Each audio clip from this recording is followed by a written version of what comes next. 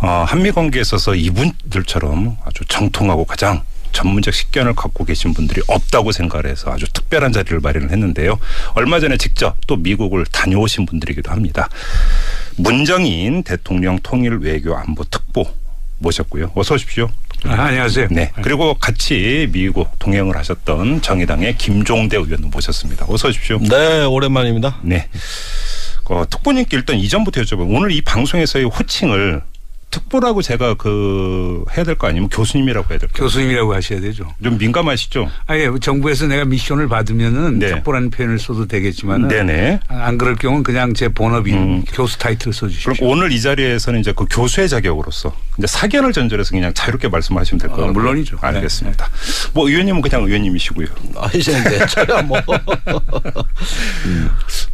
어떻게 여덕은 다 풀리셨습니까, 교수님? 네, 거의 다 풀렸습니다. 귀국 장면을 제가 영상을 통해서 봤는데요. 많이 화가 나셨더라고요. 아니 뭐 노여움도 많이 이제 가셨습니까?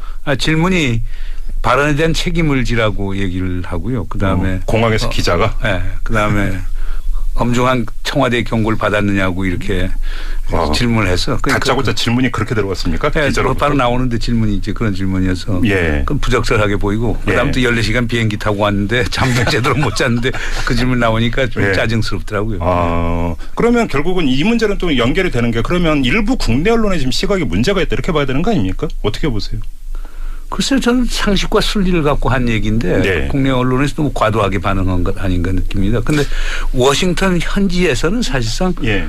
문재인 정부의 외교 정책이 뭔가 통일 정책이 뭔가 남북 문제에 대한 정책은 뭔가 이런 것에 대한 관심을 상당히 많이 표명하고 예. 제가 설명도 많이 해줬고요. 그러니까 네네. 워싱턴 현지 분위기는 뭐 상당히 어떻게 보면 우호적이라고 할 수도 있었고요. 예. 그런데 오히려 우리 특파원 선생들께서는 오히려 더 반대로 보면서 내가 보고는 그러니까 워싱턴 현재 입장은 대한민국의 정권이 교체됐으니까 네. 교체된 정권에 대해서 얘기할 수 있는 사람에 대해서 정중하게 경청한다는 입장이었고 예. 반면 우리 언론 분들은 오히려 지금 바꿔진 정권에 네. 대한 인정을 하지 않고 과거 정책의 연장선상에서 예. 저희 발언을 이해하려고 했던 것 아닌가 하는 그런 느낌이 듭니다. 우리 애청자 여러분들의 이해를 돕기 위해서 다시 한번 좀 복기를 하고 넘어갈 필요가 있을 것 같은데 이제 지금 이제 계속 그 교수님께서 말씀하시는 그 발언이라고 하는 게 크게 이제 두 갈래였습니다. 하나가 이 사드 문제로 한미 동맹이 흔들리면 그게 무슨 동맹이냐. 이런 유지의 이제 발언이 하나가 있었고요. 또 한 가지는 북한이 핵 미사일 활동을 중단하면 미국의 한반도 전략 자산과 한미 연합 군사 훈련을 축소할 수 있다. 그게 이제 이 두 갈래 발언이었는데 자 그러면 김종대 의원께 동행을 하셨으니까 네. 이 두 발언에 대한 미국 현재 반응부터 좀 소개를 해 주세요. 어땠습니까? 아주 객관적으로. 아니 미국 현지의 반응은 네. 그 말씀을 하신 때가 우드로 윌슨 센터에 네. 그 오찬 시간에 기조 강연이셨어요. 예. 그게 25분간 이어졌거든요. 네. 거기에 이제 질문자도 한국 특파원. 이어서 4시 반부터 워싱턴 특파원 간담회가 또 진행됐습니다. 이건 한국 특파원들 대상으로 한 것이죠. 장소만 미국이었군요. 장소만 미국인데 네. 선생님 발언은 그렇게 제가 보기엔 손색이 없죠. 원래 이런 말씀을 당연히 하실 분이라고 저는 생각했으니까. 예. 그런데 기자들의 질문 내용을 듣다 보면 네. 그 뒤에 나온 기사와 연결시켜 봤을 때 너 한국 대통령 트럼프 만나는데 면접 시험 제대로 준비하는 거야 못하는 거야. 이렇게 윽박지르는 느낌. 네. 예. 그러니까 아니 무슨 한미 정상회담이 우리가 트럼프의 면접 시험 보러 가는 겁니까?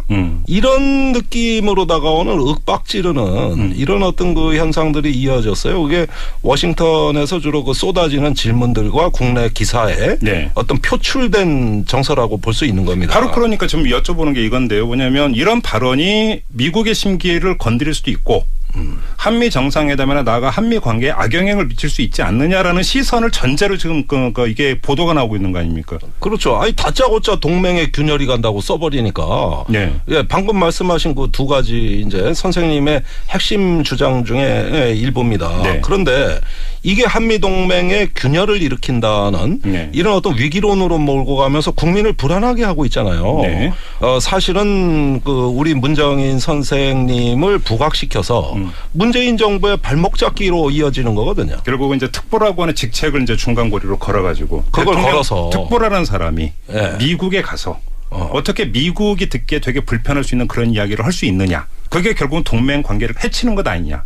이등식 아닙니까? 근데 분명히 제가 오찬연설에서도 예. 제가 정부를 대변하는 게 아니고 네. 제 사적 의견이라고 하는 것을 분명히 밝혔고 예. 그다음에 기자 간담회에서도 제가 이건 사적 의견이고 제 개인적 소신이라는 걸 분명히 밝혔죠. 그런데 예. 그런 걸 전부 다 거두절미하고 특보의 발언해서 문재인 정부의 발언 이렇게 해서 부각을 시켰기 때문에 제가 좀 당황스러워했고요. 예. 그다음에 그 사드 문제로 동맹이 흔들리면 그게 무슨 동맹이냐라고 한 발언은 그 전에 그 세 번째 세션에서 마이클 그린 교수하고 네. 우리 김종대 홍익표 의원들하고 그 토론이 있었어요. 네. 그때 이제 마이클 그린 교수 주장이 결국에 만약 사드가 배치 안 되면은 결국 주한미군 철수 가능성도 있고 한미동맹이 엄청나게 흔들릴 거라는 식으로 얘기를 해서 예. 저는 그때 청중석에 있었습니다마는 이건 아니다. 그래서 기자간담회에서 아니 사드 문제 그 방어적인 무기체계 하나 갖고서 동맹 전체가 흔들린다고 하면은 예. 일단 유사시 우리가 어떻게 동맹을 믿겠는가. 그건 아니다. 네. 그러니까 소위 사드와 동맹을 환치시키는 이런 주장은 수용하기 어렵다. 네. 60년 넘은 동맹이 예. 그 무기체계 하나 때문에 그렇게 깨진다라고 하면 우리 대한민국 국민이 네. 그걸 어떻게 그 동맹을 믿겠느냐 그런 뜻에서 얘기를 했던 거죠. 자, 그러면 말씀하신 김에 그러면 바로 그러니까 이어서 그럼 한미 동맹 관계 현주소를 지금 교수님께서 어떻게 진단을 하세요?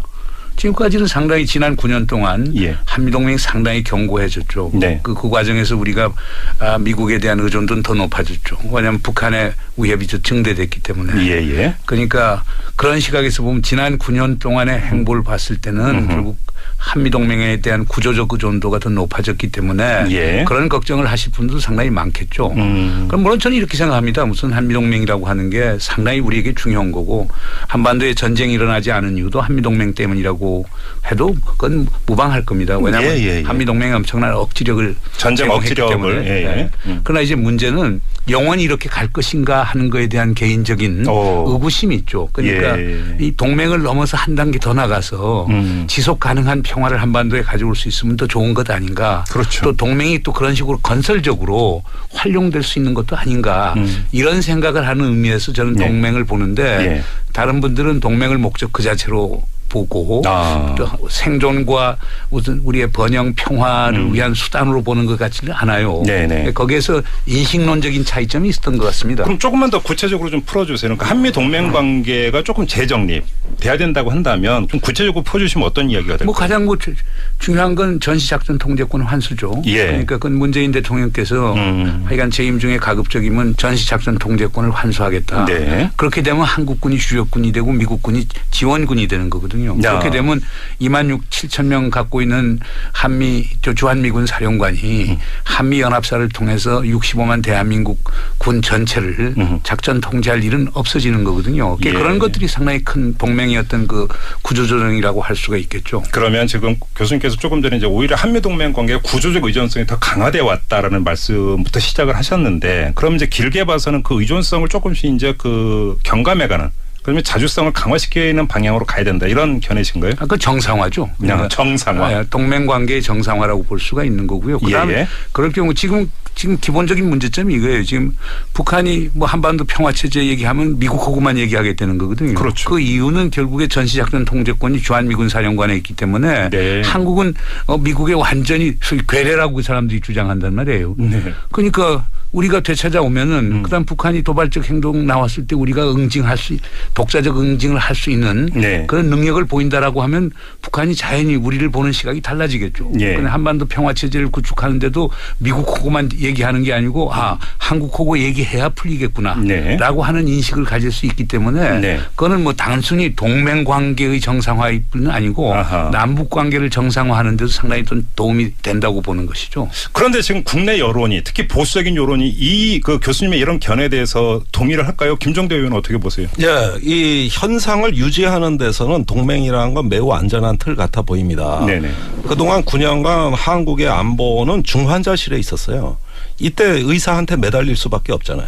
그러면 평생 중환자실에서만 있을 겁니까? 네. 퇴원해서 네. 체력을 길러 내 스스로 건강을 회복해야 되지 않겠습니까? 네. 그러니까 병원에 누워 있는 환자 같은 이런 불안에 같은 그 떠는 네. 대한민국은 동맹에 대한 그 문정인 선생님 말씀대로 의존도가 높아지는 건 마치 환자와 의사와 관계와 유사하다. 그러나 더 나아가서 병을 고치고 건강해지는 건 우리 자신이라는 겁니다. 자, 우리가 한반도 정세를 주변 정세를 주도하면서 네. 평화로운 세상으로 가는 건 현상을 타파하는 거잖아요. 현상을 유지하는 게 아닙니다.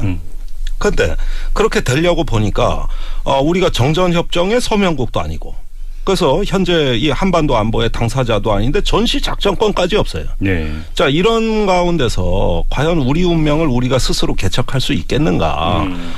무언가 현상이 변경되는 그 시점에서는 예. 우리가 견고한 주권의 토대 위에서 한반도의 판을 리셋, 새로 짤 수 있는 당당한 민족으로 가야 될 거 아니겠습니까? 예. 이런 것들이 미래 우리 생존의 공식이라고 본다면 네. 이제야말로 우리가 한반도 안보의 당사자임을 분명히 해두고 주변 정세를 주도해보자.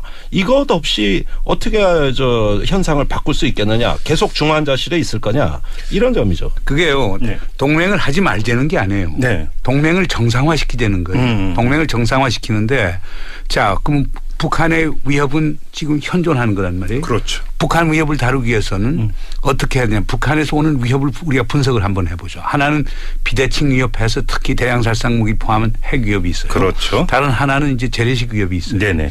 그러면 재래식 위협은 최소한 우리가 독자적으로 한미동맹의 틀 안에서 그러나 우리가 주도적으로 다뤄나가자. 네. 그러나 우리가 갖지 못한 비대칭 전력 즉 대량살상 무기 같은 경우는 미국과 동맹의 틀 안에서 의존을 하자. 예. 그게 확대 억지 그리고 해구산의 공여라고 하는 걸 통해서 네. 해나간다는 거거든요. 그러면 미국은 우리가 갖지 못하는 대량살상 무기 그다음에 뭐 정보 정찰 감시 능력 그리고 해군과 공군의 부분 전력 같은 걸 지원하는 게 필요할 수 있겠죠. 예. 그러나 다른 부분에 있어서는 우리가 주도권을 잡고 주력군이 되는 것. 네. 그리고 점차 해공군력도 강화시켜 나가고 정보 정찰 감시 자산도 강화시켜 나간다면은 예. 오히려 한미동맹이 보완적 관계에서 더 발전해 나갈 수가 있죠. 그러면서 우리가 주도적 역할을 할 수 있기 때문에 남북한 관계에 있어서 새로운 어떤 변곡점을 만드는데도 우리가 주도적 역할을 할 수 있게 되는 거거든요. 그래서 네. 이걸 좀 긍정적으로 생각해야 될 것 같고요. 그다음에 이런 것을 시비를 나누는 네. 이것 아니면 저것 이런 식의 어떤 이분론적인 발상은 그렇게 바람직한 게 아니라고 생각됩니다. 자, 그러면 이전부터 한번 여쭤보고 다음 질문으로 넘어가는데 그 교수님께서 이제 그 귀국길에 공항에서 맞닥뜨린 기자들의 아주 그 도발적이고 공격적인 질문. 결국 그거에는 기자 개인의 시선뿐만 아니라 한미 동맹을 절대화하고 목적시화하는 어떤 그런 시선이 결국 투영이 된 거 이렇게도 읽을 수 있는 것 아니겠습니까? 그러면 우리나라의 어떤 여론 시장, 여론 환경에서 한미 동맹을 절대화하는 시각도 아주 너무나 두텁다. 과연 돌파할 수 있겠느냐라고 하는 현실적이고 정치적인 궁금증이 생기거든요. 가능하다고 보세요. 돌파할 수 저는 있다고 가능하다고 봐요. 우리가 이거 열린 사회입니다. 네. 토론을 통해서 결국에 서로가 서로에 대해서 이해를 도모하고 동맹을 하는데도 꼭 미국하고 주종관계적인 게 아니고 우리가 주도적 역할을 할 수 있거나 이런 것을 이해하게 되면은 뭐 보수적인 분들은 동참할 거라고 보는데요. 예. 저는 그러니까 이 문제를 갖고 서로가 서로에 대해서 담을 쌓기 때문에 생기는 문제고 그것이 이념 논쟁화됐기 때문에 생기는 문제인지 그렇죠. 그냥 네. 현실을 있는 그대로 보고 상식과 순리에 따라서 이 동맹을 어떻게 재조정해 나가지 예. 어떻게 하면 미국과 한국의 윈윈의 결과를 가져오지 이런 식의 공론화가 되어서 토론을 한다면 얼마든지 가능하리라고 보는데요. 바로 이제 동맹, 그러니까 조금 전에 교수님께서 정상화라고는 표현을 쓰셨는데 이런 이야기가 나오면 무슨 종북 좌파의 이념적인 어떤 뭐 공세 내지 주장으로 받아들이는 사회 분위기가 일각에 있으니까. 그래서 제가 한 말씀 드리면 스스로 자기 운명을 개척할지 모르는 나라를 진정성 있게 도와주는 동맹은 존재하지 않습니다. 어떤 그 주권의 견고한 토대 위에서 스스로 무언가 해보겠다는 결의를 갖고 그걸 당당하게 주변국에 설득할 수 있는 이런 나라를 도와주고 싶어 하지. 미국도 뭐 좀 전략 자산 배치해달라고 또 전시작전권 안 가져오겠다고 그러면서 미국에 가면 오로지 마치 코드를 맞추는 식의 그러면서 무언가 맨날 바라는 식의 이런 동맹을 미국이 과연 좋아할까요? 그리고 그런 동맹에 대해서 마치 시혜를 베푸고 우리는 은전을 베푸는 그런 어떤 그 대상이 돼버린 식의 네. 이런 동맹이 돼가지고 우리가 그렇게 안전에 과연 도움을 받았습니까? 결국은 그거는 국격의 추락이고 네. 품격이 없는 나라의 어떤 그 이미지지 그걸 동맹이라고 믿는다면 이건 대단히 왜곡된 거라고 생각합니다. 그러니까 지금 트럼프 행정부 같은 경우는요. 기본적으로 그런 과거와 같은 일방적 시해 동맹은 안 하겠다는 거거든요. 호해 동맹을 하겠다는 거예요. 그건 어떤 뜻입니까? 시해 동맹이라는 건 미국이 우리에게 일방적으로 베풀고 우리는 무임승차하는 이런 동맹. 이것은 트럼프가 하여간 적극적으로 반대를 하고 있거든요. 일종의 이제 군사 원조 개념 비슷한. 그러나 반면에 미국도 도움이 되고 우리도 도움이 되고 그러면서 서로의 상승 효과를 가져오는 호해 동맹이라고 하는 것은 얼마든지 미국 제일주의, 아메리카 퍼스트주의를 하지만 그런 식으로 미국의 국익에도 도움이 되는 그런 동맹은 트럼프도 하겠다는 거거든요. 그러니까 트럼프가 우리에게 그런 압박을 가하기 전에 우리 스스로가 그렇게 조정을 하면서 트럼프 행정부하고 같이 갈 수 있는 그런 길을 미리 마련하는 게 상당히 바람직하다는 거죠. 알겠습니다. 관련해서 바로 이제 현안으로 이야기가 좀 들어가야 될 것 같은데 조금 전에 교수님께서 어떤 그 동맹의 재정립을 이야기하면서 어떤 재래식 군사 대비에 있어서 어떤 자주 국방력을 강조를 하면서 또 한 가지는 대량 살상 무기에 있어서 어떤 미국과의 공조라든지 이런 것들을 강조를 하셨는데요. 그러면 아마 이런 이야기가 바로 따라 나올 것 같습니다. 사드 이야기인데 사드가 뭐냐? 그 북한의 핵을 실은 미사일을 막기 위한 무기 체계 아니냐. 근데 왜 반대하고 자꾸 질질 끄느냐. 이런 주장이 나오지 않겠습니까? 그럼 교수님께서 조금 아까 말씀하셨던 그런 내용의 그 연장선상에다 본다면 오히려 사드 배치를 적극적으로 추진하고 빨리 가야 되는 것 아니냐. 이런 논리로도 연결이 될 수가 있거든요. 그 세상은 그렇게 단순하지가 않죠. 그러니까 기본적으로 그 과거와 같은 안보 지상주의적 패러다임이 지배적일 때는 그게 가능하겠지만은 지금같이 아주 상호전적 복합 사회에서는 그게 어려워지죠. 왜냐하면 우리 대통령 입장에서도 그렇지 않습니까? 한편에서는 사드가 있어서 이북이 쏘는 미사일을 요격할 수 있어서 우리의 안보를 지킬 수 있다. 그것도 한 편수죠. 또 다른 한 편수는 지금 현 정부가 어떻게 탄생됐습니까? 촛불의 힘에 의해서 탄생된 정부는 아닙니다. 피플 파워에 기초한 정부이기 때문에 결국에 법의 지배 문제, 민주주의의 문제, 절차적 법 절차, 그렇죠. 절차적 정당성의 문제 이런 것도 봐야 되고 아무튼 간에 또 중국이 사드 문제로 우리에 대해서 직간접적인 제재를 가해오고 있고 이것이 민생 경제에 미치는 영향은 상당히 크단 말입니다. 그러면 대한민국 대통령 소위 민주공화국의 대통령의 입장에서는 안보 변수도 보고 민주주의와 절차적 정당성의 문제도 보고 민생 경제에 미치는 것도 보고 이런 것을 총괄해서 보면서 거기서 종합 판단을 내리는 게 대통령이 하는 일이란 말이에요. 어느 한 면만 볼 수 있는 건 아니거든요. 그렇죠. 지금 대통령께서 강조하는 건 민주주의와 절차적 정당성 문제를 강조하는데 만약 중국의 압박이 더 커지면서 민생 경제에 대한 피해가 10조, 20조, 30조씩 넘어간다. 그러면 대통령이 또 그건 가만히 있을 수 있겠습니까? 그렇기 때문에 대통령의 정책이라고 하는 것은 선택의 문제입니다. 어떤 선택이냐. 여러 경합하는 국익의 가치들이 있는데 이걸 견주고 손익계산을 따져서 이게 국민들에게 가장 바람직한 결과를 가져올 것이다라고 하는 선택을 하는 게 대통령의 역할이란 말이에요. 그러니까 그런 점에서도 사드를 너무나 단선적으로 볼 수가 없다는 겁니다. 그 이유는 최근에 국가안보라고 하는 것은 단순한 군사안보가 전체가 아니거든요. 포괄안보 개념에 의해서 군사안보도 있지만 경제안보, 생태안보, 사회안보 다양한 것들이 있기 때문에 이런 걸 고려하면서 정책을 해야 된다는 그런 주문입니다. 알겠습니다. 교수님께서 미국에 가셔서 바로 그 국내 법 절차를 강조하는 봄, 여름, 가을, 겨울을 지나갈 수도 있다. 이런 유제 그 발언을 하셨단 말이죠. 이런 말씀에 대해서 미국의 정치인이나 정책 당국자의 반응 혹시 체크해 보셨습니까? 다 이해해요. 이해합니까? 물론 다 이해하고. 그건 아주 이해하는데 이제 몇몇 아주 소위 그 보수적인 인사들, 그 마이클 그린이 그 보수적인 대표적인 인사인데 이제 네. 마이클 그린 교수 같은 경우는 환경영향평가법에 보면은 국방장관이 비밀을 요하는 군사 시설의 경우에는 예. 사실상 환경영향평가를 면제할 수 있다라고 하는 그 규정이 있는데 네네. 왜 한국 정부가 그걸 적용하지 않느냐 이런 얘기를 했었죠. 그런데 그건 우리 김종대 의원께서 아주 통쾌하게 답변을 했죠. 반박 바로 들어가셨습니까? 바로 반박 들어갔죠. 그건 토론이 아니라 거의 싸움이었어요. 어떻게 싸우셨어요? 아니 그래서 그거는 이미 국방장관이 지난 정부에 주민들에게 대한 약속이었다. 네. 예. 그런데 몰래 들어오고 대충 처리하는 거는 비공개로 한다는 얘기인데 이미 공개 다 하고 그 어떤 주민들하고 그런 절차를 다 겪었는데 이제 와서 없었던 일로 한다? 이건 미국에서도 불가능한 일이다는 거고요. 제가 한 가지 말씀드릴게요. 지지난주에 네. 그 신임 국방부 차관 서주석 차관이 네. 이제 부임 인사를 왔습니다. 그래서 사드 때문에 아주 골치 아파하면서 어떻게 해결했으면 좋겠느냐 그래서 제가 그 얘기를 했어요. 먼저 성주 소성리 주민들에게 가서 사과하고 위로부터 하는 것부터 시작하십시오. 오늘 내일 갔죠. 예. 왜 그러냐. 지난 정부와 다르다는 걸 보여주셔야 됩니다.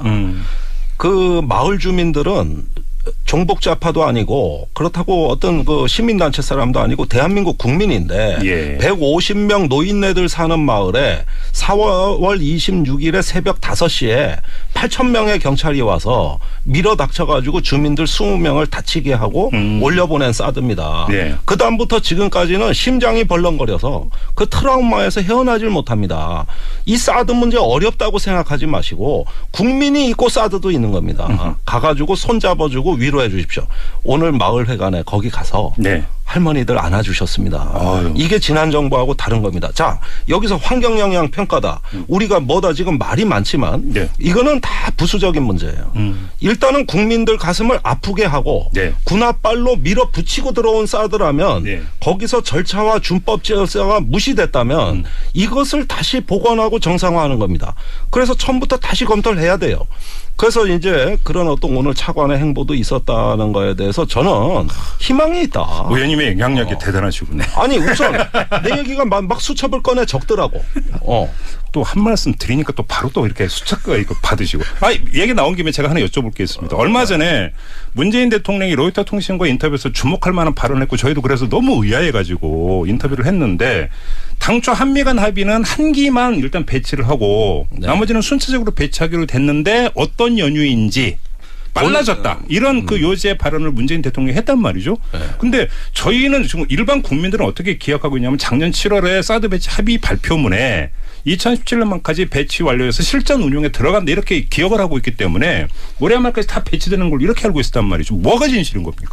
미국에 가서 물어봐도 누구도 몰라요. 예? 이게 지금 사드 배치가 가속화된 게 네. 결국 가속을 넘어 과속이 됐단 말이야. 네. 그래서 갓길로 가다가 사고 난 거예요 지금. 그래요? 전복 사고 난 거라고. 그래가지고 사드가 전략 무기가 비전략적으로 운영되고 있어요. 아니 근데 문재인 대통령이 당초에 한 기만 배치하기로 했다라는 발언까지 했다면 이미 한미 합의가 확인이 돼서 대통령이 그런 발언을 했다고 봐야 되는 거 그건 아닙니까? 작년 11월에 약정서입니다. 예. 그러니까 7월 8일 날 한미 간의 합의가 결정이 났다고 발표를 했어요. 네. 이것도 참 아닌 밤중에 홍두깨였는데 자 그때 검토가 안 끝난 상태에서 결정을 먼저 한 겁니다. 네. 그러니까 내가 지금 공채 시험 보고 있는데 밖에서 합격자 발표를 했다 이 얘기요. 예. 순서가 완전히 바뀐 거예요. 네. 그러면 검토는 실제 11월 돼서 끝나가지고 그때 서명을 합니다. 거기에 써 있는 문구예요. 그러면은 뭐냐 하면은 탄핵 기간이 가까워지면서 재검토에 들어가서 빨라진 겁니다. 그래서 올해 연말까지는 원래 초기 작전 능력을 확보하는 한두 대로 적한 것을 탄핵 기간에 갑자기 대통령도 알 수 없는 이유로 과속화가 된 거죠. 알겠습니다. 네. 문재인 대통령의 미국 방문에 맞춰서 저희가 아주 특별한 지금 대담 자리를 마련하고 있는데요. 문정인 대통령 통일 외교 안보 특보. 지금 이 자리에서는 교수 개인의 자격으로 지금 말씀을 하고 계시고요. 그리고 정의당의 김종대 의원 두 분과 함께하고 있습니다. 뉴스를 보는 새로운 방법. 색다른 시선 김종배입니다를 듣고 계십니다. 문재인 대통령의 미국 방문에 맞춰서 저희가 아주 특별한 지금 대담 자리를 마련하고 있는데요. 문정인 대통령 통일 외교 안보 특보. 지금 이 자리에서는 교수 개인의 자격으로 지금 말씀을 하고 계시고요. 그리고 정의당의 김종대 의원 두 분과 함께하고 있습니다. 자, 이야기 좀 계속 진행이 돼야 되는데요. 그 의문도 제기를 하셨다면서요. 발사대는 들어왔는데 발사대에 넣어야 될 미사일이 들어왔는지 안 왔는지 이것도 확인도 안 되는 거예요. 확인됐습니다. 제가 됐습니까? 그 후에 확인했는데 네. 지금 그 포대의 그 2기의 발사대가 네. 부지에 배치되어 있는데 그 각각의 발사대마다 8발의 미사일을 장착할 그렇죠. 수 있습니다. 네. 그 16발은 들어와 있고 2기 발사대에 대한 예. 미사일은 들어와 있고 나머지 나머지 4기는 안 들어와 있습니다. 48이 30이니까 30. 48발이 들어와야 되는데 16발만 들어와 32발은 아직 못 들어오고 있어요. 이게 4기의 발사대를 못 넣는 이유입니다. 미사일이 안 들어와서? 예. 그러니까 활은 있는데 화살은 없는 거죠. 그래요? 복잡하네요, 사대는. 그러니까 일개 포대 배치할 준비도 안 돼 있었던 거예요. 그러니까 그래서 가속을 넘어서 과속으로 갔다. 그렇죠. 이런. 그러면 저 4기는 원래 올해 안으로 들어올 이유가 없는 겁니다. 무장이 돼야 들어오는 거거든요. 그런데 지금 장전을 할 수가 없어요. 그래서 많아야 한두 기였어요. 네. 이걸 올해 안으로 IOC라고 초기 작전 능력에 해당되는 그걸 확보하고 나중에 이제 4기가 내년부터 들어와 가지고 최종 작전 능력을 확보하는 것으로 원래 합의가 된 걸로 보입니다. 알겠습니다. 교수님, 그러면 이제 그 한미 정상회담이 열리지 않습니까? 정상회담 의제에 사드가 올라갈 가능성 어떻게 전망하세요? 배제는 못하겠죠. 그래요? 그러니까 제가 볼 때는 뭐 한미 정상회담에서 지금 제일 중요한 건 우선 한미 동맹을 강화시킨다라고 하는 게 아마 강조가 될 것이고요. 예. 그다음 두 번째로는 북한 핵 문제에 대해서 한미 간의 어떤 그 인식의 공유를 하고 또 어떻게 역할 분담을 하면서 공조해 나가느냐는 게 상당히 중요한 변수가 될 것 같고요. 세 번째로는 하여간 우리 문재인 대통령이 강조하는 한반도와 동북아의 평화 체제 구축하는데 어떻게 한국이 주도적 역할을 할 수 있는가 이런 것들이 아주 의제가 될 것 같고요. 그다음에 거기에서 사드 같은 경우는 하나의 그게 부수적 변수로서 얘기되는데 뭐 그것도 제가 볼 때는 뭐 문재인 대통령 분명히 소위 기존 배치된 거는 계속 이행한다라고 하는 걸 재확약 영어로 reassurance라는 표현을 썼죠. 그렇게 했기 때문에 뭐 그거에 대해서는 충분히 뭐 트럼프 대통령도 이해가 될 거고 사드 때문에 무슨 정상회담 판이 깨질 거라고 저는 생각하지는 않습니다. 알겠습니다. 자, 그러면 그 한미 정상회담에 대해서 이렇게 뭐 비관적으로 전망하는 건 아니다 이렇게 뭐. 전 지금 우선 제가 볼 때는요. 우리 대통령이나 그다음 트럼프 대통령이나 정상회담을 일단 하면은 그게 성공적이 되기를 원하죠. 만약 그 정상회담이 실망스럽고 불만족스럽다라고 하면은 그 두 정상의 정치적 지지도에도 영향을 미치기 때문에 일단 정상회담을 하기로 했었을 때는 양국 관련자들은 그 정상회담을 성공적으로 만들기 위해서 엄청 많은 노력을 할 겁니다. 그렇기 때문에 저는 이번 정상회담은 상당히 그런 점에서 낙관적으로 봅니다. 물론 거기에서 이제 부분에 있어서는 이견의 차이가 있을 수도 있겠지만 그러나 그런 이견의 차이가 정상회담의 전체의 분위기를 깰 거라고 저는 보지는 않습니다. 그러면 전작권 환수 문제도 좀 이번에 이야기되면서 애당초 박근혜 정부에서 그 돌렸던 것들을 다시 속도를 빨리 할 수 있는 가능성 이건 어떻게 보세요? 그거는 제가 볼 때는 뭐 정상 간에서도 원론적인 건 다룰 수는 있겠지만 그건 한미 국방장관 회담인 SCM에서 거기서 구체적으로 다뤄가는 게 더 바람직하다고 봅니다. 북한 접근법에 대해서는요? 북한 접근법에 대해서는 뭐 하여간 트럼프 대통령도 최대의 압박과 관여라고 하는 걸 지금 제시하고 있고 우리 대통령도 제재와 관여를 제시하고 있기 때문에 합의점을 찾을 수 있다고 보는데 우리 대통령께서 주도적 역할을 하겠다라고 항상 강조해 오셨기 때문에 그러니까 아마 우리 대통령은 대화에 방점을 더 둘 수 있고 미국 대통령께서는 제재에 방점을 둘 수 있는데 거기에서도 어떤 역할 분담 같은 게 있을 수 있지 않을까 저는 이렇게 생각이 됩니다. 그러니까 그 주변 국가의 관계 이런 것들을 완전히 떠날 수는 없겠지만 그런 것들을 넘어서서 남북 간의 대화라고 할까요? 협상이라고 할까요? 그러니까 주도적으로 우리 정부가 먼저 추진에 들어가는 이런 거에 대해서 미국이 양해를 구하고 또 해 들어갈 수 있는 여지가 충분히 있다고 보세요? 저는 있다고 봅니다. 그래요? 왜냐하면 기본적으로 북한하고 대화하는데 뭐 국제 제재가 있는 건 아니거든요. 유엔 안보리 결의안에도 보면은 대화하지 말라는 얘기가 없으니까요. 그다음 미국 정부도 미국 정부 입장에서는 가급적이면 한국이 북한하고 대화하는데 미국하고 사전에 충분히 협의하기를 원하는 건 분명히 있습니다만. 그러면 얼마 전에 미국 의원단이 우리 국내에 들어와서 어떤 이야기를 했냐면 개성공단 재개 문제에 대해서 유엔 안보리 결의안 위반일 수도 있다. 이런 식의 뭐 경고성 발언까지 하고도 간 적이 있지 않습니까? 이거 어떻게 받아들여야 되는 거예요? 그러니까 그것도 이제 우리가 아마 통일부에서 지금 연구를 하고 있는 걸로 알고 있습니다. 과거에서는 네. 그러니까 유엔 안보리 제재 결의안 270이나 2322를 보게 되면은 네. 그 안에서도 결국에 소위 북한하고 교류와 협력을 할 수 있는 부분이 있거든요. 네. 가령 270 45조 같은 경우는 민생경제와 관련된 것은 일반적인 교류를 허용하도록 돼 있기 때문에. 대북 제재와는 상관없이. 그러니까 네. 지금 중국이 북한하고 계속 지금 경제하는 게 그 270 45조에 기초해서 지금 하고 있는 거거든요. 그러니까 제가 볼 때는 우리 정부가 마음만 먹으면은 결국 그 기존 제재 틀 안에서도 북한하고 그렇게 대화하고 교류하고 협력할 수 있는 공간이 있는 것 아닌가. 저는 이렇게 봐지고 아마 그런 점에서 우리 대통령께서 트럼프 대통령에 대해서 양해를 구할 수도 있겠죠. 아, 그래요? 네. 근데 또 그러니까 미국과의 관계일 수도 있지만 국내적으로도 북한이 아무것도 변한 게 없고 내놓은 게 없는데 오이사 조치 우리가 스스로 해제하고 먼저 이렇게 들어가는 것 자체가 문제 있는 거 아니에요? 또 이렇게 방어막 치고 나올 가능성이 있지 않습니까? 국내 보수 세력들이.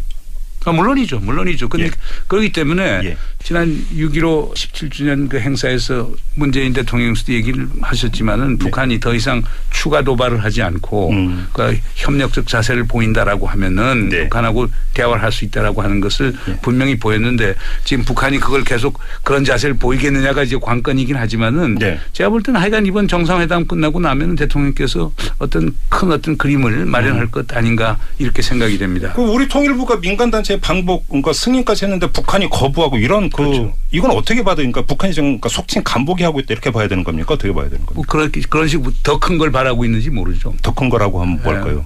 그러니까 뭐 개성공단 뭐 금강산 같은 걸 재개하고 뭐 지금 한미연합 군사훈련을 중단하고 이런 식으로 지금 북이 원하는 쇼핑 리스트가 상당히 많은데 그걸 과감하게 우리 대통령께서 수용을 해줬으면 좋겠다라고 하는 걸 우회적으로 표현하는 건데 북한도 그거는 좀 정신 차려야 되지 않을까 생각이 됩니다. 자기들도 할 걸 하고 그다음 과욕이다 북한에서. 뭐 그렇게 볼 수가 있겠죠. 여기서 팩트 확인 하나 좀 들어갈 게 있는데 오늘 보도 나온 거 보셨죠, 교수님? 지난주 금요일에 혹시 그 문재인 대통령과 저녁을 함께 하신 적이 있으신지? 금요일은 아니고요. 아, 금요일은 아니었습니까? 그래서 그 자리에서 임동원 전 장관이나 이 정세현 전 장관을 내용상의 특사로 이렇게 북한에 보내서 관계를 좀 개선하는 어떤 돌파구를 열어야 되지 않는가라고 하는 제안을 하셨다는 보도가 있었습니다. 그건 사실과 다르고요. 아, 그런 얘기 하신 적이 없습니까? 또 대통령하고 대화한 걸 또 이렇게 공개하는 건 또 있을 수 없는 일이고요. 그러니까 제가 아는 한 그 보도는 사실이 아닙니다. 아닙니까? 네. 그러면 그 질문을 조금 바꾸겠습니다. 그럼 필요성은 좀 있는 거 아닙니까, 교수님? 그래서 이 팩트 말고 이제 의견으로. 글쎄 그것도 좀 생각을 해봐야 되겠네요. 유도 신문을 잘하셔서 워낙 언론에 의한 뭐 집단 폭행 비슷한 이런 상황을 겪어가지고 제가 이제 우리 문정인 선생님을 모시고 갔다 왔는데 사실 또 국내 석학이시고 제가 또 배울 게 많아가지고 전 기대가 굉장히 컸어요. 그런 만큼 같이 다니는 시간이 정말 의미가 있었는데 이 지금 언론에서 이야기하는 이 남북 관계에 대한 어떤 윽박지르기 그러면서 그 어떤 집단 폭행식으로 표적을 갖다가 난타하는 식의 이러한 어떤 그 서슬퍼런 전국에서 남북 대화 한미 동맹의 그 미묘한 균형을 맞추기라는 건 정권으로서도 대단히 어렵습니다. 제가 보기에도 확 내지르고 싶겠죠. 저는 야당이니까 그렇게 해요. 그러나 아마 정부에서 이 집권 초기 정국을 관리하는데 가장 난제 중에 난제가 아닐까. 그 점은 이해를 해야 될 것 같습니다. 그렇죠. 말 그대로 돌다리도 두들겨 보면서 건너가야 되는 그 문제가 아닐까 싶은 생각이 좀 드는데요. 그렇기 때문에 특히나 이번 한미 정상회담에 쏠리는 국민적 시선이 상당히 뜨겁고 또 되게 집중이 될 것 같은데 좀 이렇게 좀 정리를 해서 좀 그 질문을 드리겠습니다. 국민들이 지켜보는 포인트 이거를 위해서 좀 봐라. 이렇게 만약에 조언을 주신다면 교수님 한미 정상회담 뭐를 봐야 되는 겁니까? 그러니까 지금 현 정부의 가장 큰 고민은 이거거든요. 과거 정부가 대북 제재와 압박을 강화시켜 나가는 과정이 있어서 그렇죠. 우리가 주도권을 상실하고 사실상 미국이나 유엔에다가 외주를 준 셈이 됐거든요. 그래서 나온 말이 코리아 패싱이라는 말이 나왔는데 네. 아마 우리 대통령께서는 그 코리아 패싱은 정말 극복해야 되겠다. 우리가 좀 주도적 역할을 할 수 있는 공간을 마련해야 되겠다. 네. 이런 건 분명히 있으신 것 같아요. 그래서 이번 정상회담에서도 아마 거기에 주안점을 두셔서 네. 트럼프 대통령하고 얘기를 할 것 아닌가 생각이 되어집니다. 우리 입장은 충분히 트럼프 대통령한테 전달을 할 것이다. 라고 하는 거고요. 물론이죠. 그리고 많은 국민적 시선이 이런 게 있어요. 트럼프 미국 대통령을 바라보는 불안한 시선이 좀 있지 않습니까? 국내적으로. 네. 이걸 어떻게 그러면 정리해서 이야기를 해야 될까요? 그 부분도 워싱턴에서 많은 미국 전문가들이 나는 자기 나라 대통령에 대해서 정말 불안한 정서가 있구나. 미국 사람들도 그래요? 예. 하도 엽기적인 뉴스가 많이 나왔으니까. 예. 그래가지고 그런 건 사실 흥미롭게 지켜봤어요. 예. 그러면서 만일에 그 한미 정상회담의 파국을 걱정하는 분들이 계시다면 그 요인의 상당 부분은 트럼프 요인이기 때문입니다. 저는 그렇게 보지 않는 게요. 그러니까 트럼프도 자기가 뭐 사업하던 사람이고 상당히 합리적인 사람이고 뭐 가끔 엽기적인 발언을 하는 그런 것들이 있고 그런 걸 트위터에 올리는 것도 있긴 있지만은 기본적으로 저는 성격 분석상 사실상 트럼프와 우리 대통령은 음양의 조화를 이룰 거라고 봐요. 또 그건 무슨 말씀이세요? 왜냐하면 그 트럼프 대통령의 패턴이 보면은 시진핑 주석 같은 걸 보세요. 상당히 신중하고 진지하고 이렇게 얘기하니까 그게 더 먹히는 거예요. 되게 좋아하던데요. 뉴스만 놓고 보면 트럼프가. 지금도 시진핑 주석을 자기가 상당히 가까운 친구라고 생각하거든요. 그런데 우리 문재인 대통령도 상당히 진지하고 진솔하고 그다음에 성실한 분이기 때문에 트럼프 대통령 같은 분은 그런 대통령을 훨씬 더 존경스럽게 대할 것 아닌가 하는 느낌이 들어서요. 하나의 정말 음양이 조화가 이루어지면서 이번 정상회담이 잘 될 것 아닌가 하는 그런 느낌도 듭니다. 그런 점에서 음양의 조화? 그래서 뭐 태음인과 소양인의 만남이겠죠. 근데 우리 문재인 대통령도 이 악력이 좀 세셔야 되는데 악수할 때 힘을 팍 줘야 되는 거 아닙니까? 특전사 출신은. 그런가? 폭발물을 믿어도 되는 겁니까? 이 폭발물 처리반이기 때문에 트럼프를 잘 처리하겠죠. 악수를 할 때 딱 기선을 제압해야 되는 거 아닙니까? 그렇게 힘을 많이 준다면서요, 뉴스 보면. 이미 뉴스가 많이 나와서 트럼프가 더 이상 사용 안 할 겁니다. 마지막으로 이것만 좀 여쭙고 마무리하겠습니다. 교수님께 아까 그 시혜적 동맹에서 이제 호혜적 동맹으로 넘어간다고 얘기를 했는데 그 얘기를 들으면서 들었던 궁금증인데 혹시 정상회담에서 트럼프가 문재인 대통령한테 청구서를 내놓을 가능성, 이래서 방위비 분담금 뭐 증액이라든 이런 것을 내놓을 가능성은 어떻게 보세요? 그 가능성 배제할 수는 없겠죠. 그런데 우리 정부는 지금 다 준비돼 있어요. 그래요? 방위비 증액이라는 게 한국과 미국 사이 협상을 통해서 이루어지는 거니까 금년 연말부터 이제 방위비 분담 협상이 시작이 되니까 그렇게 협상해서 만드는 거니까요. 대응 준비가 다 돼 있습니까 이미? 이건 뭐 제가 볼 때는 충분히 돼 있다고 봅니다. 이건 기본입니까 그러면? 이건 기본이죠. 기본이죠. 오늘 아주 이야기는 여기서 좀 마무리를 해야 될 것 같습니다. 시간이 너무 모자라가지고 여쭤볼 게 지금 이만큼 쌓였는데 나중에 자리 다시 한번 마련하시겠습니다. 그렇게 하시죠. 자, 오늘 이 귀한 시간 내주셔서 고맙습니다. 네, 지금까지 정의당의 김종대 의원 그리고 오늘은 특보 자격으로 말씀을 하신 게 아니고요. 문정인 연세대 특임교수 두 분과 함께 한미 관계 어떻게 나아가야 될 것인가 이거에 대해서 얘기 나눠봤습니다. 두 분 고맙습니다. 네, 감사합니다. 가져올 수 있으면 더 좋은 것 아닌가. 그렇죠. 또 동맹이 또 그런 식으로 건설적으로 활용될 수 있는 것도 아닌가. 이런 생각을 하는 의미에서 저는 동맹을 보는데 다른 분들은 동맹을 목적 그 자체로 보고 또 생존과 무슨 우리의 번영 평화를 위한 수단으로 보는 것 같지는 않아요.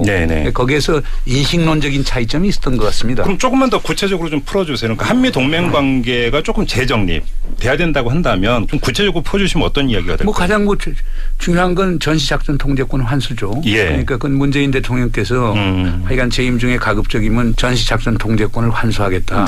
그렇게 되면 한국군이 주력군이 되고 미국군이 지원군이 되는 거거든요. 그렇게 되면 2만 7천 명 갖고 있는 주한미군 사령관이 한미연합사를 통해서 65만 대한민국 군 전체를 작전 통제할 일은 없어지는 거거든요. 그런 것들이 상당히 큰 동맹의 어떤 그 구조조정이라고 할 수가 있겠죠. 그러면 지금 교수님께서 조금 전에 이제 오히려 한미동맹 관계가 구조적 의존성이 더 강화돼 왔다라는 말씀부터 시작을 하셨는데 그럼 이제 길게 봐서는 그 의존성을 조금씩 이제 경감해가는 그러면 자주성을 강화시키는 방향으로 가야 된다 이런 견해신가요? 그 정상화죠. 그냥 정상화. 동맹 관계의 정상화라고 볼 수가 있는 거고요. 그다음에 그럴 경우 지금 기본적인 문제점이 이거예요. 지금 북한이 뭐 한반도 평화체제 얘기하면 미국하고만 얘기하게 되는 거거든요. 그렇죠. 그 이유는 결국에 전시작전 통제권이 주한미군 사령관에 있기 때문에 네. 한국은 미국의 완전히 소위 괴뢰라고 그 사람들이 주장한단 말이에요. 네. 그러니까 우리가 되찾아오면은 그다음 북한이 도발적 행동 나왔을 때 우리가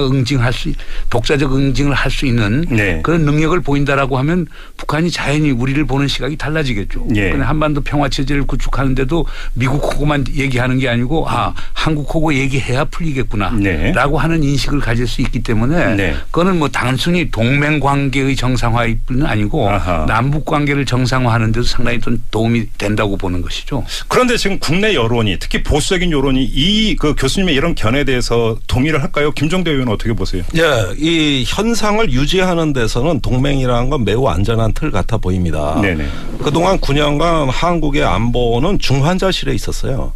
이때 의사한테 매달릴 수밖에 없잖아요. 그러면 평생 중환자실에서만 있을 겁니까? 네. 퇴원해서 네. 체력을 길러 내 스스로 건강을 회복해야 되지 않겠습니까? 네. 그러니까 병원에 누워있는 환자 같은 이런 불안의 어떤 그 떠는 네. 대한민국은 동맹에 대한 그 문정인 선생님 말씀대로 의존도가 높아지는 건 마치 환자와 의사와 관계와 유사하다. 그러나 더 나아가서 병을 고치고 건강해지는 건 우리 자신이라는 겁니다. 자, 우리가 한반도 정세를 주변 정세를 주도하면서 네. 평화로운 세상으로 가는 건 현상을 타파하는 거잖아요. 현상을 유지하는 게 아닙니다. 그런데 그렇게 되려고 보니까 우리가 정전협정의 서명국도 아니고 그래서 현재 이 한반도 안보의 당사자도 아닌데 전시 작전권까지 없어요. 네. 자, 이런 가운데서 과연 우리 운명을 우리가 스스로 개척할 수 있겠는가? 무언가 현상이 변경되는 그 시점에서는 예. 우리가 견고한 주권의 토대 위에서 한반도의 판을 리셋, 새로 짤 수 있는 당당한 민족으로 가야 될 거 아니겠습니까? 예. 이런 것들이 미래 우리 생존의 공식이라고 본다면 네. 이제야말로 우리가 한반도 안보의 당사자임을 분명히 해두고 주변 정세를 주도해보자. 이것 없이 어떻게 한미 관계에 있어서 이분들처럼 아주 정통하고 가장 전문적 식견을 갖고 계신 분들이 없다고 생각을 해서 아주 특별한 자리를 마련을 했는데요. 얼마 전에 직접 또 미국을 다녀오신 분들이기도 합니다. 문정인 대통령 통일 외교 안보 특보 모셨고요. 어서 오십시오. 안녕하세요. 네. 그리고 같이 미국 동행을 하셨던 정의당의 김종대 의원도 모셨습니다. 어서 오십시오. 네, 오랜만입니다. 네. 특보님께 일단 이전부터 여쭤봐요. 오늘 이 방송에서의 호칭을 특보라고 제가 해야 될 거 아니면 교수님이라고 해야 될까요? 교수님이라고 하셔야 되죠. 좀 민감하시죠? 예, 정부에서 내가 미션을 받으면은 네. 특보라는 표현을 써도 되겠지만 네네. 안 그럴 경우는 그냥 제 본업인 교수 타이틀을 써주십시오. 그럼 오늘 이 자리에서는 이제 그 교수의 자격으로서 이제 사견을 전제해서 그냥 자유롭게 말씀하시면 될 거예요. 물론이죠. 알겠습니다. 네. 뭐 의원님은 그냥 의원님이시고요. 이제 저야 뭐. 어떻게 여덕은 다 풀리셨습니까, 교수님? 네, 거의 다 풀렸습니다.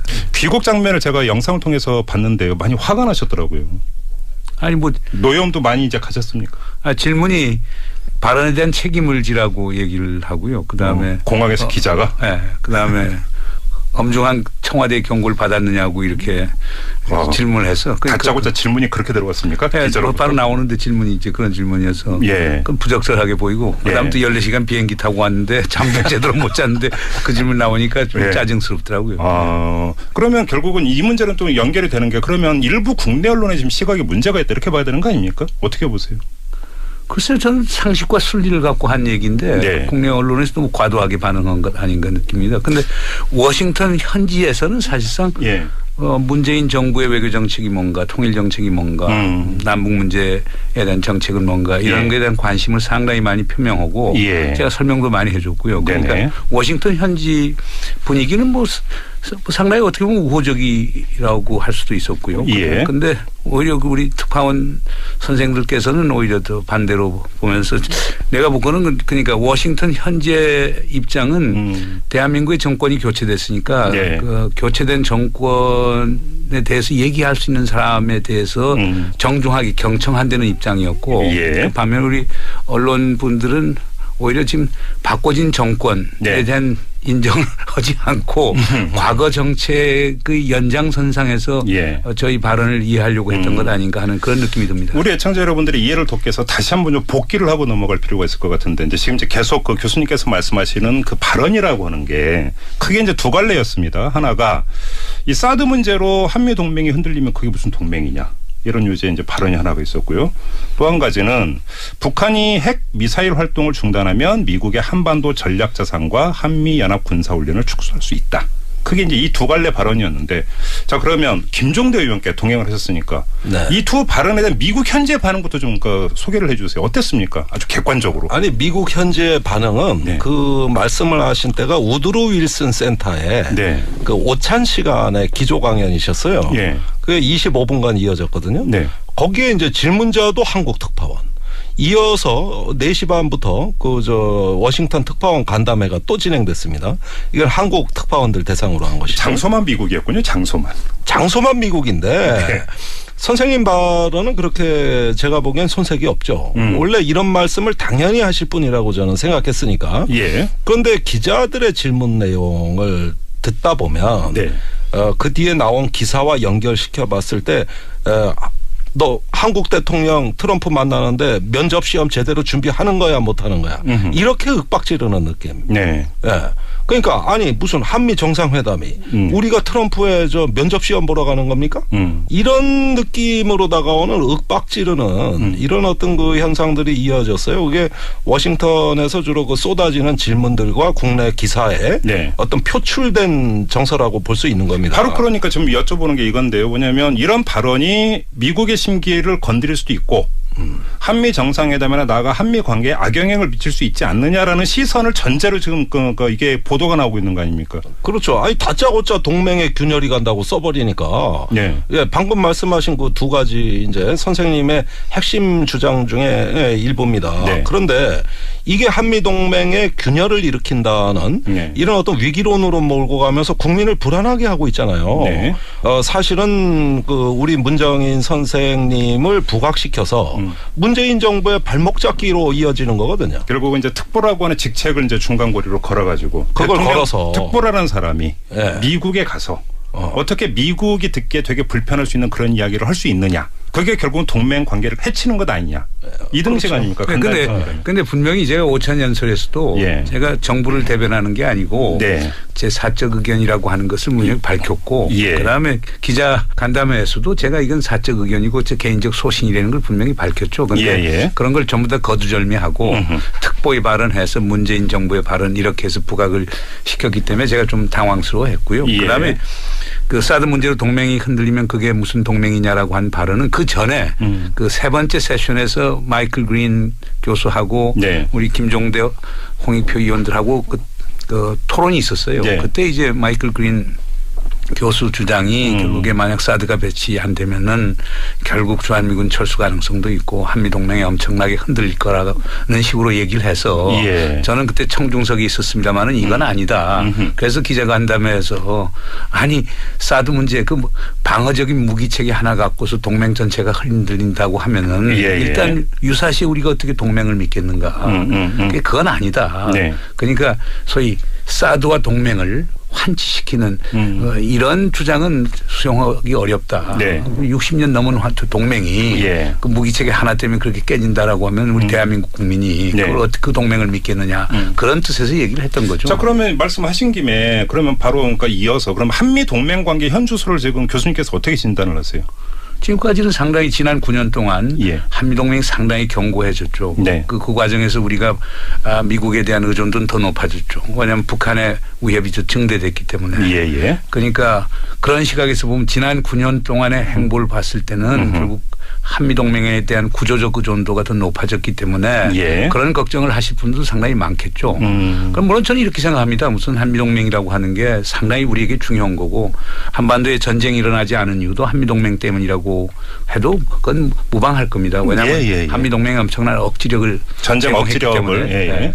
그러나 이제 문제는 영원히 이렇게 갈 것인가 하는 거에 대한 개인적인 의구심이 있죠. 그러니까 이 동맹을 넘어서 한 단계 더 나가서 지속 가능한 평화를 한반도에 이런 동맹을 미국이 과연 좋아할까요?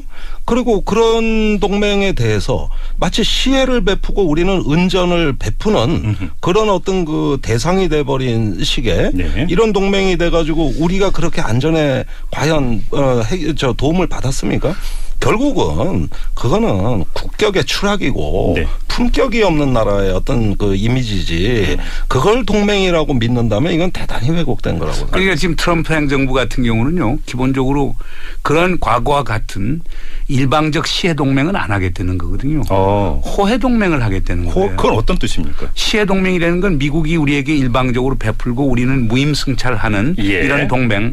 이것은 트럼프가 하여간 적극적으로 반대를 하고 있거든요. 일종의 이제 군사 원조 개념 비슷한. 그러나 반면에 미국도 도움이 되고 우리도 도움이 되고 그러면서 서로의 상승 효과를 가져오는 호해 동맹이라고 하는 것은 얼마든지 미국 제일주의, 아메리카 퍼스트주의를 하지만 그런 식으로 미국의 국익에도 도움이 되는 그런 동맹은 트럼프도 하겠다는 거거든요.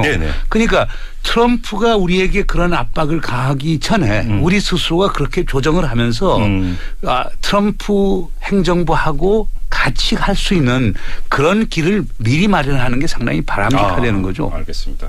관련해서 바로 이제 현안으로 이야기가 좀 들어가야 될 것 같은데 조금 전에 교수님께서 어떤 그 동맹의 재정립을 이야기하면서 어떤 재래식 군사 대비에 있어서 어떤 자주 국방력을 강조를 하면서 또 한 가지는 대량 살상 무기에 있어서 어떤 미국과의 공조라든지 이런 것들을 강조를 하셨는데요. 그러면 아마 이런 이야기가 바로 따라 나올 것 같습니다. 사드 이야기인데 사드가 뭐냐? 그 북한의 핵을 실은 미사일을 막기 위한 무기 체계 아니냐. 근데 왜 반대하고 자꾸 질질 끄느냐. 이런 주장이 나오지 않겠습니까? 그럼 교수님께서 조금 아까 말씀하셨던 그런 내용의 그 연장선상에다 본다면 오히려 사드 배치를 적극적으로 추진하고 빨리 가야 되는 것 아니냐. 이런 논리로도 연결이 될 수가 있거든요. 그러니까 세상은 그렇게 단순하지가 않죠. 그러니까 기본적으로 그 과거와 같은 안보 지상주의적 패러다임이 지배적일 때는 그게 가능하겠지만은 지금같이 아주 상호전적 복합사회에서는 그게 어려워지죠. 왜냐하면 우리 대통령 입장에서도 그렇지 않습니까? 한편에서는 사드가 있어서 이북이 쏘는 미사일을 요격할 수 있어서 우리의 안보를 지킬 수 있다. 그것도 한 변수죠. 또 다른 한 변수는 지금 현 정부가 어떻게 탄생됐습니까? 촛불의 힘에 의해서 탄생된 정부는 아닙니다. 피플 파워에 기초한 정부이기 때문에 결국에 법의 지배 문제, 민주주의의 문제, 법 절차, 그렇죠. 절차적 정당성의 문제 이런 것도 봐야 되고 아무튼 간에 또 중국이 사드 문제로 우리에 대해서 직간접적인 제재를 가해오고 있고 이것이 민생 경제에 미치는 영향은 상당히 크단 말입니다. 그러면 대한민국 대통령 소위 민주공화국의 대통령의 입장에서는 안보 변수도 보고 민주주의와 절차적 정당성의 문제도 보고 민생 경제에 미치는 것도 보고 이런 것을 총괄해서 보면서 거기서 종합 판단을 내리는 게 대통령이 하는 일이란 말이에요. 어느 한 면만 볼 수 있는 건 아니거든요. 그렇죠. 지금 대통령께서 강조하는 건 민주주의와 절차적 정당성 문제를 강조하는데 만약 중국의 압박이 더 커지면서 민생 경제에 대한 피해가 10조, 20조, 30조씩 넘어간다. 그럼 대통령이 또 그건 가만히 있을 수 있겠습니까? 그렇기 때문에 대통령의 정책이라고 하는 것은 선택의 문제입니다. 어떤 선택이냐. 여러 경합하는 국익의 가치들이 있는. 현상을 바꿀 수 있겠느냐. 계속 중환자실에 있을 거냐. 이런 점이죠. 그게요. 동맹을 하지 말자는 게 아니에요. 동맹을 정상화시키자는 거예요. 동맹을 정상화시키는데 자 그럼 북한의 위협은 지금 현존하는 거란 말이에요. 그렇죠. 북한 위협을 다루기 위해서는 어떻게 해야 되냐. 북한에서 오는 위협을 우리가 분석을 한번 해보죠. 하나는 비대칭 위협해서 특히 대량살상 무기 포함한 핵 위협이 있어요. 그렇죠. 다른 하나는 이제 재래식 위협이 있어요. 그러면 재래식 위협은 최소한 우리가 독자적으로 한미동맹의 틀 안에서 그러나 우리가 주도적으로 다뤄나가자. 그러나 우리가 갖지 못한 비대칭 전력 즉 대량살상 무기 같은 경우는 미국 과 동맹의 틀 안에서 의존을 하죠. 그게 확대 억지 그리고 해구산의 공여라고 하는 걸 통해서 해나간다는 거거든요.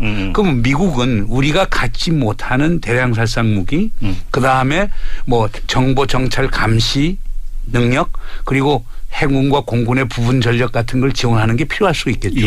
그러나 다른 부분에 있어서는 우리가 주도권을 잡고 주력군이 되는 것. 네. 그리고 점차 해공군력도 강화시켜 나가고 정보 정찰 감시 자산도 강화시켜 나간다면은 오히려 한미동맹 이런 게 보완적 관계에서 더 발전해 나갈 수가 있죠. 그러면서 우리가 주도적 역할을 할 수 있기 때문에 남북한 관계에 있어 새로운 어떤 변곡점을 만드는데도 우리가 주도적 역할을 할 수 있게 되는 거거든요. 그래서 이걸 좀 긍정적으로 생각해야 될 것 같고요.